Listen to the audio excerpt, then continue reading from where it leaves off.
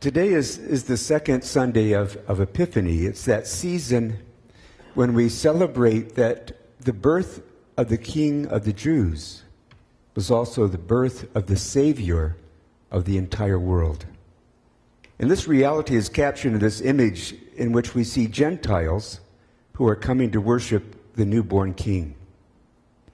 Our focus on these next 4 months is going to be Jesus, the person of Jesus. And through the gospel readings, we're going to be following Jesus from his birth up through his ascension into heaven that we'll look at on May the 13th. We mentioned an older chorus last week with these lines, "Turn your eyes upon Jesus, look full in his wonderful face, and the things of earth will grow strangely dim in the light of his glory and grace." Our aim is not to look at Jesus so heavenly that we become so heavenly minded that we're no earthly good. Now, I haven't heard that charge leveled at anyone for a very, very long time. Maybe that's because few of us are heavenly minded. Johnny Cash, by the way, wrote a great song using this phrase, if you want to look it up on YouTube. No, we want to turn our eyes upon Jesus so that by seeing him and knowing him better, we will begin to see ourselves and the people around us and our world through his eyes. And then, having done that, we will be of enormous earthly good. By looking at Jesus, we began to see people the way Jesus sees them, and that's our aim. Last Sunday, we witnessed through Mark's story the baptism of Jesus in the Jordan River. Today's reading, we're going to see that Jesus is traveling north, leaving Judah, and entering Galilee. It's page 810 in your Bible, if you'll turn to John chapter 1. Page 810. We're going to start looking at verse 43. The next day, Jesus decided to go to Galilee. He found Philip and said to him, "Come, follow me." Philip was from Bethsaida, Andrew and Peter's hometown. I want you to look at this map. I actually was going to bring my laser pointer this morning, and I left it at home on the table. But Jesus starts off down here just north of the Dead Sea, where he's baptizing in the Jordan River. And down at the bottom, just to the left of that, you see Jerusalem. And then you go, so that whole lower section is Judea. Then you go through Samaria, which to the Jews was off limits. And then above that, you see Galilee up around the Sea of Galilee. So Jesus has moved from down here by the Red Sea, up by the Sea of Galilee, up to the region of Galilee where he's preaching.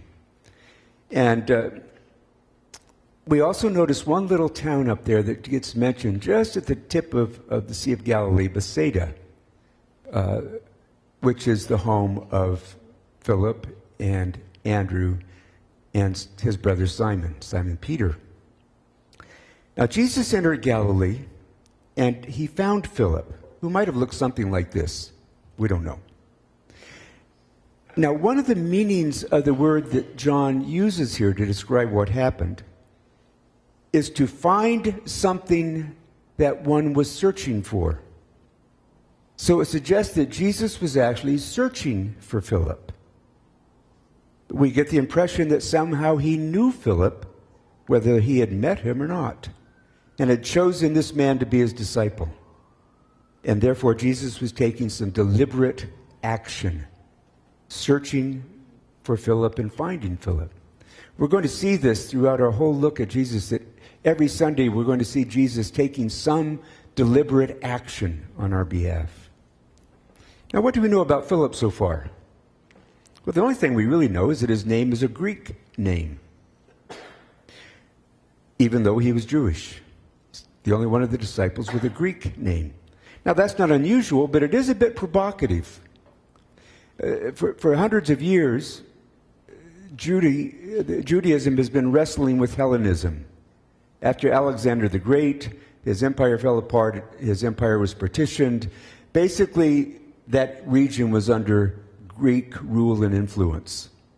Language came in. Most of the population of Jesus' day spoke Aramaic, Hebrew, and Greek. Spoke all three fluently, or relatively fluently. So to hear a Jew with a Greek name was not uncommon, but probably not that comfortable either, because they were constantly battling the influences of Hellenism. So maybe Philip took some abuse for having a Greek name, probably especially as a young person. It didn't bother Jesus in the least. He calls Philip. And matter of fact, in the story, he doesn't so much invite Philip to be his disciple as he commands it. Philip, follow me. And Philip obeys. He begins to follow Jesus, and the very first thing that Philip does, he goes looking for his friend Nathanael so that he can tell him about Jesus. John 1, verse 45. Philip went to look for Nathanael and told him, "We have found the very person Moses and the prophets wrote about. His name is Jesus, the son of Joseph from Nazareth." Now, this probably happens in Cana. That's where Jesus did his first miracle, turning water into wine. Because later in John's gospel, he identifies Nathanael as Nathanael of Cana. So this is probably in Cana, Nathanael's hometown. Now, by the way, there's some confusion around the names of the 12 disciples because there are different lists in the New Testament. And some of the lists in John are a little bit different from in the other Gospels. Some disciples had more than one name. Some disciples had nicknames. Some disciples had names given to them by Jesus. Like Simon, he renamed Peter. The disciple named Nathanael in the Gospel of John is probably the one who is named Bartholomew in Matthew, Mark, and Luke. Same person, just two different names. Here he's Nathanael.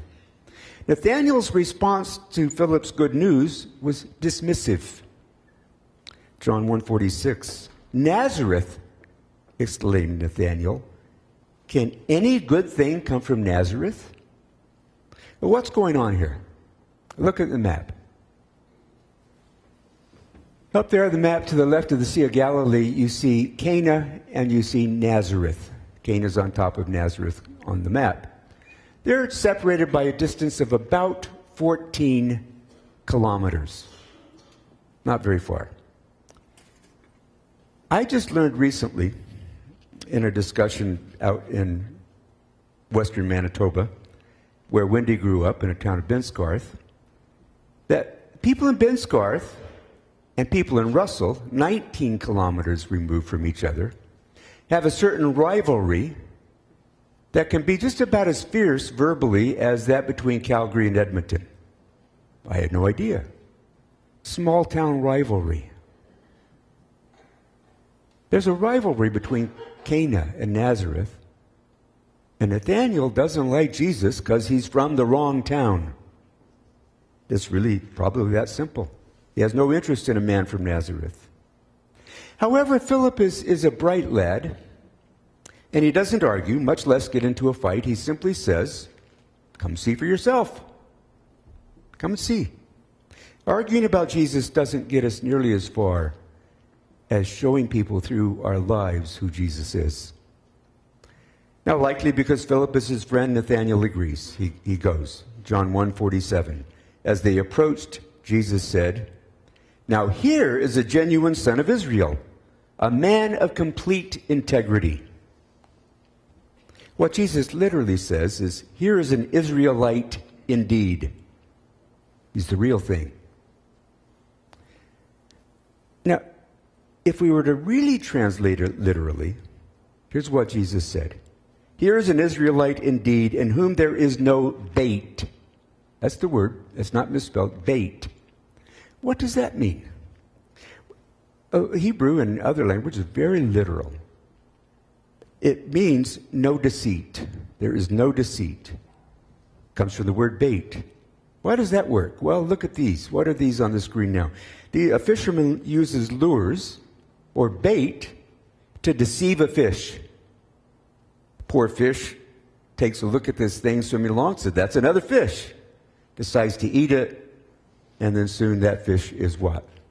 Lunch or dinner for the fisherman. Duck hunters use decoys to deceive poor ducks to stop by for a bite to eat, and they become someone's dinner. He is an Israelite in whom there is no bait, no deceit. Now, there's a play on words here that's going to be very helpful to us to understand how this story works. But I'm not going to tell you the play on words right now, but don't let me forget to come back to it, the play on words. Now, back to Jesus' greetings. It seems like a strange thing for him to say to this person. It feels a bit like a compliment. But how can Jesus compliment a person he's never met before? Well, apparently that's exactly what Nathanael was thinking. How can he compliment? He doesn't know me. Because he says in verses 47, he says, "How do you know about me?" Nathanael asked. Got to love this guy's directness, don't you? Nothing good comes out of Nazareth. How do you know me? Jesus replied, verse 48, I could see you under the fig tree before Philip found you. That one little statement has a profound effect upon Nathanael, and he responds to Jesus with a declaration that is like an explosion of worship or praise, or an explosion of faith. "Rabbi, you are the Son of God, the King of Israel." Nathanael was convinced in a moment that Jesus was the Messiah. And this seems a bit odd, doesn't it? Well, the fig tree might hold a clue to this story.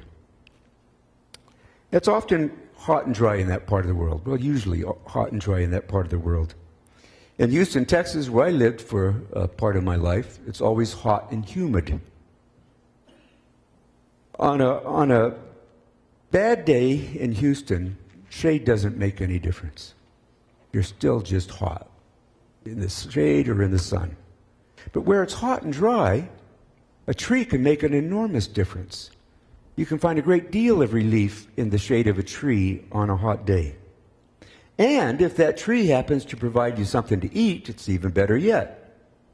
Fig trees were a good thing to have in your backyard. Nathanael apparently has one in his backyard. So we see Nathanael sitting in the shade under his tree, and Philip comes to tell him the good news about Jesus. That, by the way, is the sort of thing that followers of Jesus do. They tell their friends about Jesus. Now, it's probable that Nathanael wasn't just keeping out of the sun. In his day, the fig tree was also a place of meditation and prayer.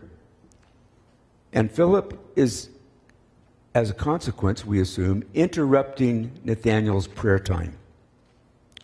Now, Michael Card is a Christian musician who is also a very thorough Bible scholar. He's written a number of commentaries.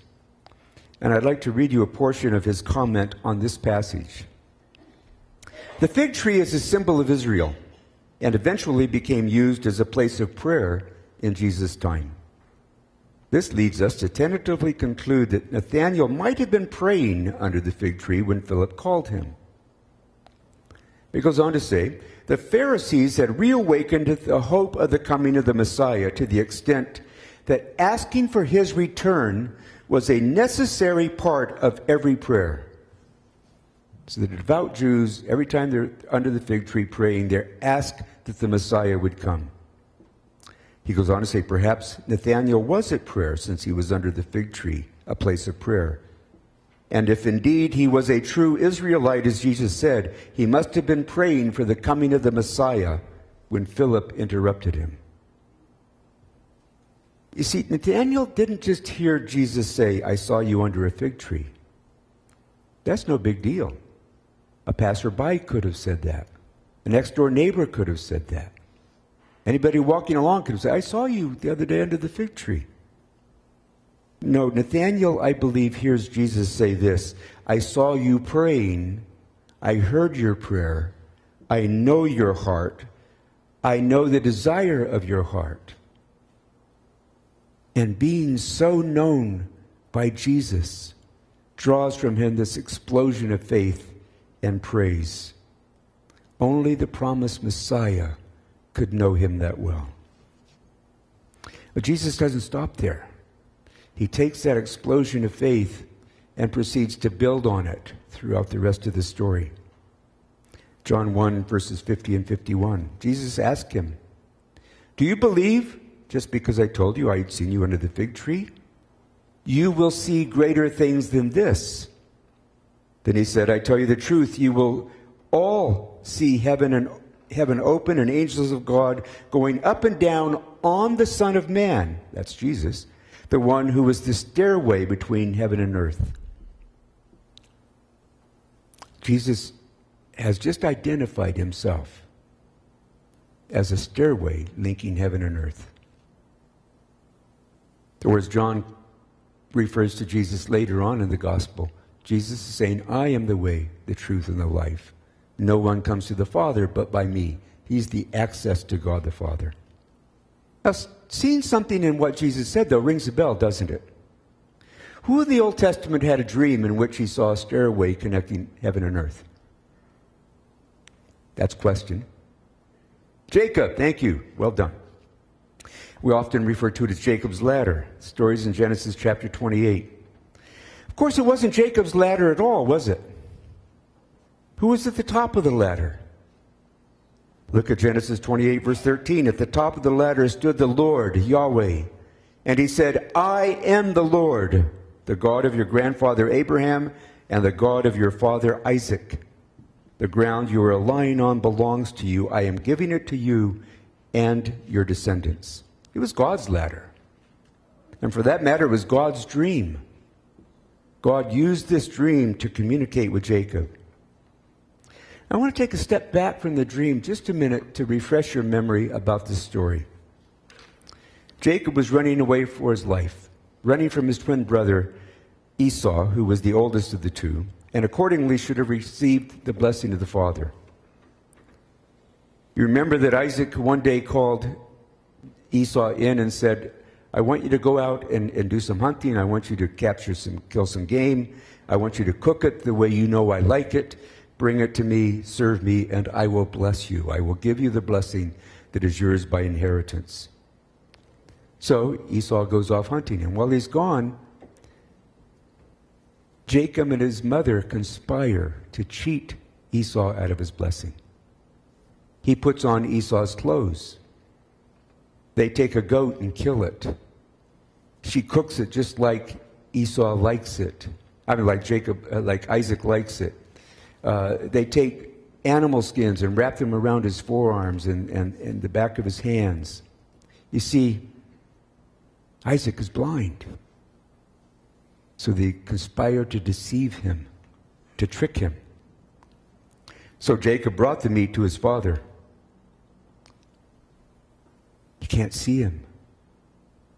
Isaac says, "You smell like Esau. You feel like Esau. I can feel your hand. I feel your arm. Are you really Esau?" He's blind, but he's not dumb. "Are you really Esau?" And what does Jacob say? "I am Esau."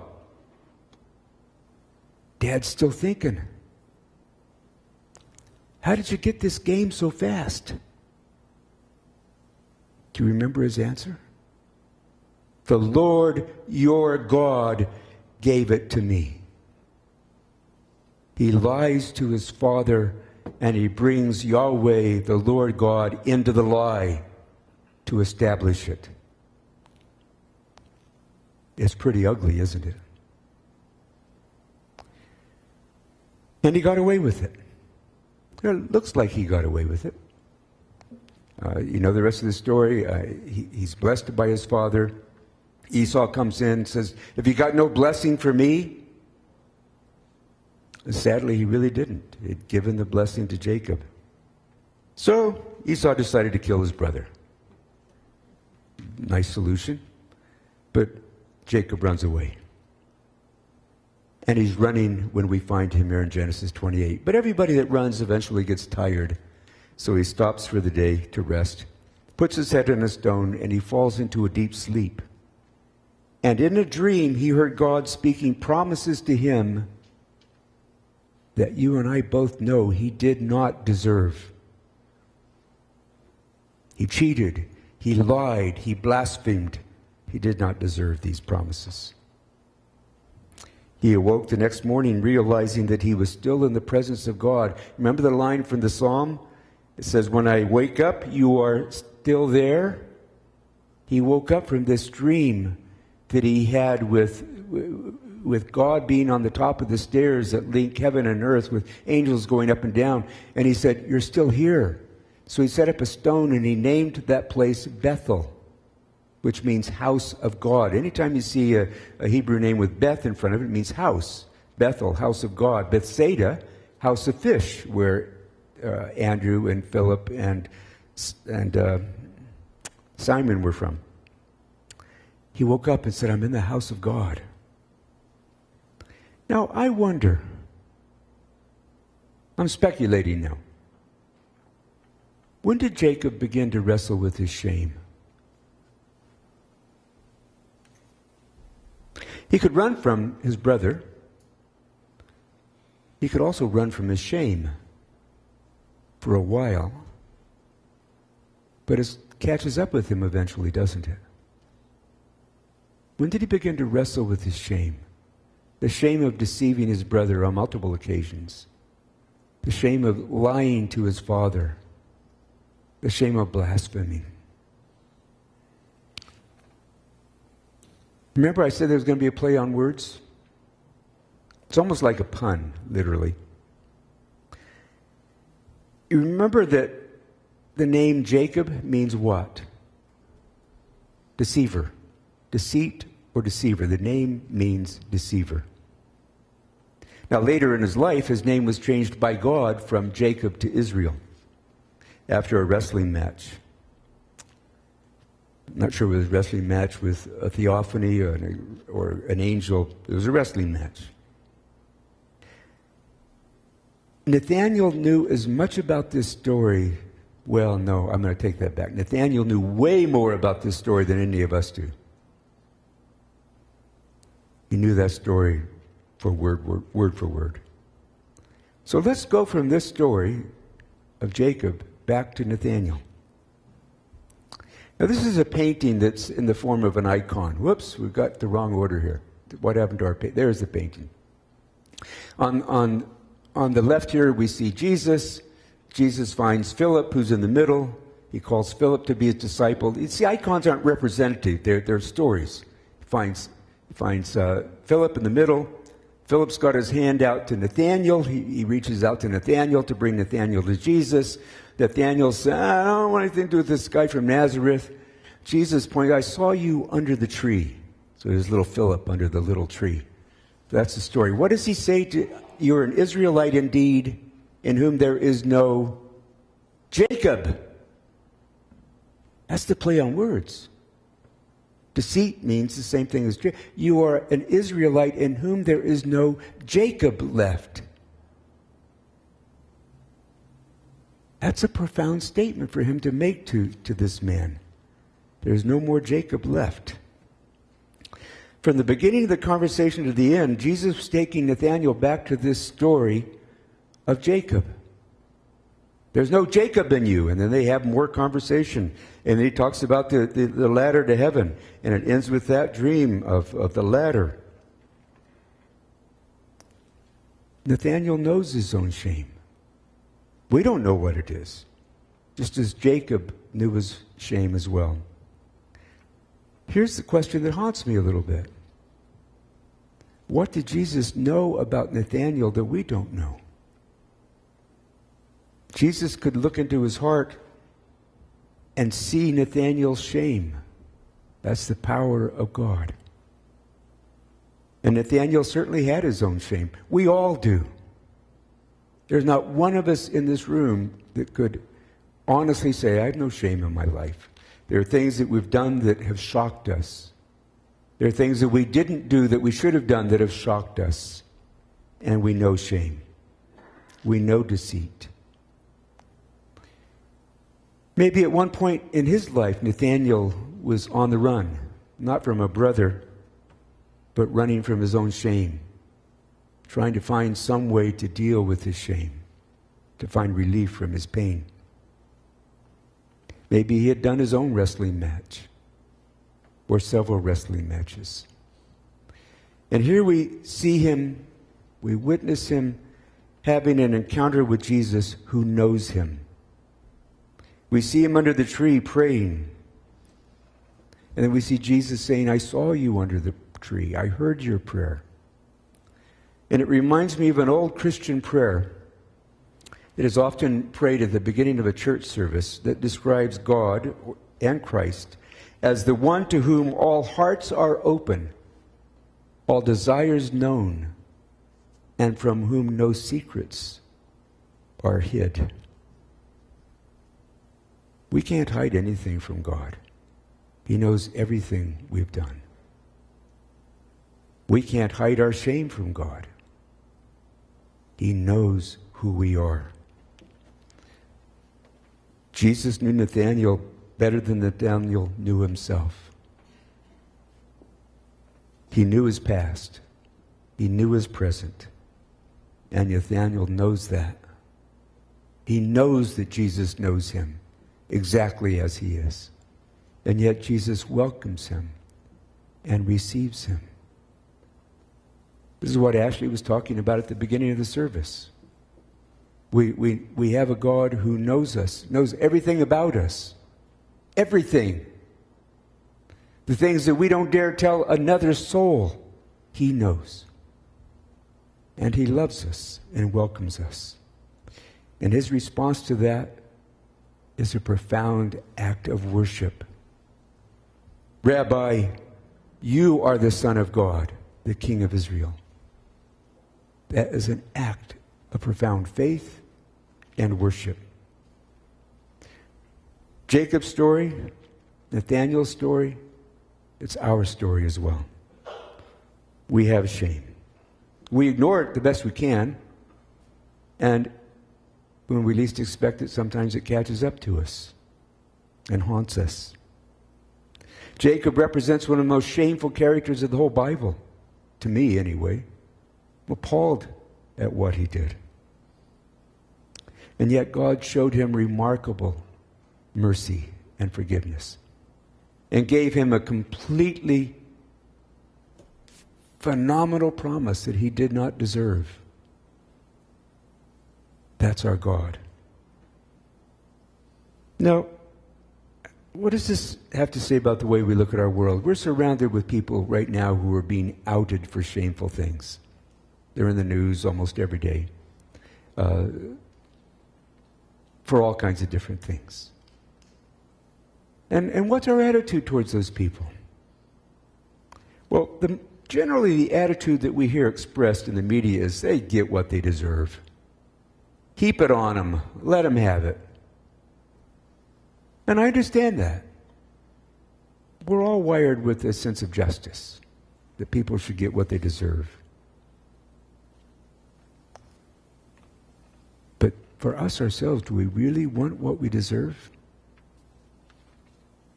We want mercy. We want grace.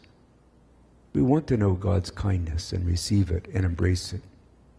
There's an old hymn with a beautiful phrase that fits this. There's a wideness in God's mercy, like the wideness of the sea. There's a kindness in God's justice, which is more than liberty. God is always just. But in his justice, there's kindness and mercy. He was just towards Jacob. Jacob got back a lot of what he deserved in his life from his father-in-law. That was one of his agents of justice. But he also got far more mercy and grace and forgiveness. And one of the most beautiful pictures of all, Jacob's life is when he dies. He leans on his staff, he worships God, and then he dies. We have our own shame and regret, and none of it is hidden from Jesus. None of it. And yet he accepts us as true members of his family. That's his grace and his mercy. Jesus is our ladder to heaven. He's our way to the Father. He is our way to grace and peace. The one who knows everything there is to know about us is our way to God.